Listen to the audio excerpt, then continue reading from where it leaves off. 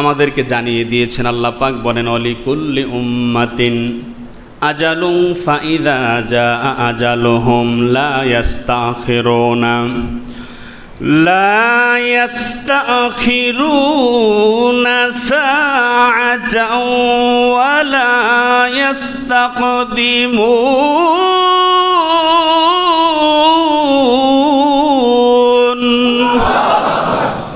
আল্লাহ পাক রব্বুল আলামিন বলেন গোলাম, প্রত্যেকটা গোষ্ঠী, প্রত্যেকটা জাতি, প্রত্যেকটা ব্যক্তির একটা সময় আছে।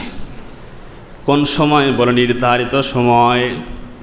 গোলাম যখন ওই সময় চলে আসবে, 1 সেকেন্ড আগাবেও না, 1 সেকেন্ড পিছাবেও না।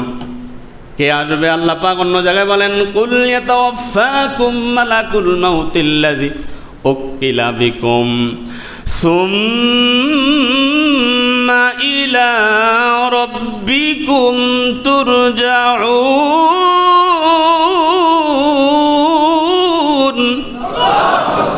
আল্লাহ পাক রব্বুল আলামিন বলেন, হে নবী আপনি বলে দিন, ইয়াতাওয়াফাকুম মালাকুল মাউতিল্লাযী উকিলা বিকুম, প্রাণ হরণকারী ফেরেশতা, প্রাণ বের করার দায়িত্ব যাকে দেওয়া হয়েছে, সময় যখন হবে, নির্ধারিত টাইম যখন হবে, ঠিক ওই মুহূর্তেই তার কাছে প্রাণ হরণকারী ফেরেশতা চলে আসবে।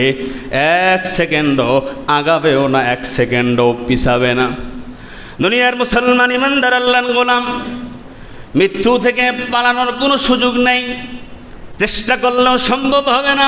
আল্লাহ বলেন আইনামা তাকুনু ইউদরিকুমুল মাউতু ওয়ালাউ কুনতুম ফি বুরুজিম মুশাইয়াদা। আল্লাহ পাক বলেন মৃত্যু এটা অবধারিত, নির্ধারিত সময় হবে। মৃত্যু থেকে পালায়া বাঁচার কোনো সুযোগ নাই।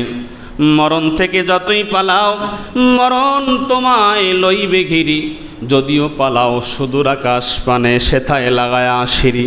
যতই আমরা পালায়া যাই না কেন মরণ থেকে, মানুষ মরণ থেকে পালায়া বাঁচতে চায়, মরণ থেকে দূরে সরে মানুষ বাঁচতে চায়, কিন্তু এটা মানুষ মানতে চায় না সে যে মারা যাবে।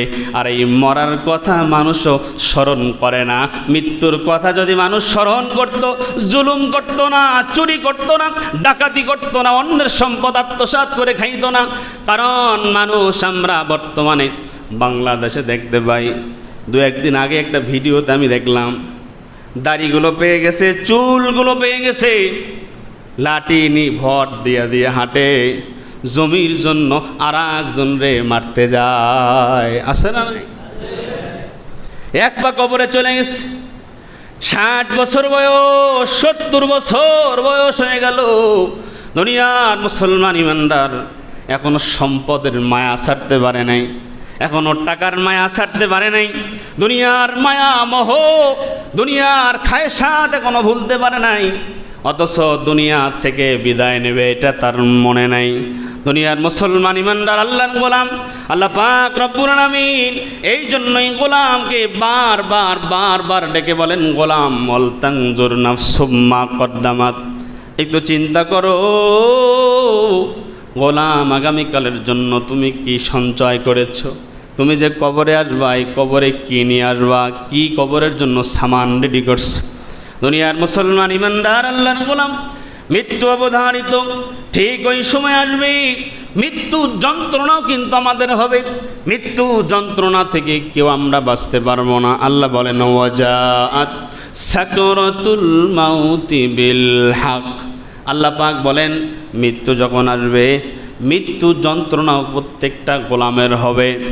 দুনিয়ার মুসলমান ইমানদার আল্লাহর গোলাম, হযরত ঈসা আলাইহিস সালাতু ওয়াস সালাম, ঈসা আলাইহিস সালাতু ওয়াস সালামের অনেকগুলো মুজিজা, তার মধ্যে কয়েকটা মুজিজা, তার একটা মুজিজা ছিল সে জন্ম অন্ধ মানুষ, জন্ম কুষ্ঠ রোগী যদি কেউ থাকতো তার গায়ের মধ্যে দোয়া পড়ে ফু দিত, আমার আল্লাহ রোগীকে ভালো করে দিতেন। সুবহানাল্লাহ। এই যে আমরা গ্রামগঞ্জে অনেক এলাকায় আছে মাটি দিয়ে আমরা ঘর বানাই, অনেক পোলাপান আছে আবার ওই কাদা মাটি দিয়ে পাখি বানায়, ওটা দিয়ে পুতুল বানায়। হযরত ঈসা পয়গম্বর ওই কাদা মাটি দিয়ে পাখি বানাত। কি বানাত? ঈসা পয়গম্বর মাটি কাদা বানায়া ওই কাদা মাটি দিয়া পাখি বানাতো, মূর্তি বানাইতো, পাখির মূর্তি বানাতো, ওটার মধ্যে ফু দিত, ওই পাখি জীবিত হয়ে আসমানে উড়ে যেত। জীবন্ত মুজিজা।